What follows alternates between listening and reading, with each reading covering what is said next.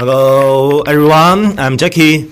Today we are going to talk about SDN, or SDN stands for Software Defined Network. It's a network management tool. In the early days, our network device had to be manually debugged, which not only wasted time, but also increased the chance of errors. Huawei's network management tool is IMAS Campus, while Cisco's SDN Center. SDN is a controller that is specifically used to control device. It involves some simple functions, such as one-click configuration deployment.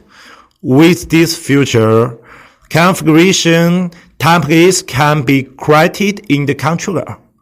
As long as you connect the device to use this function, we can control the entire network.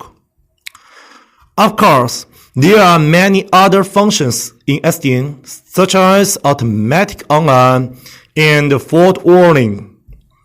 However, it is still a supplement to large-scale network. SDN is not a necessary tool, but when it exists, it can help enterprise improve efficiency of network management. Okay, that's all for today's content. If you have other technology you want to learn or questions about this video, please leave a comment below. And don't forget to subscribe my channel. See you again, buddy.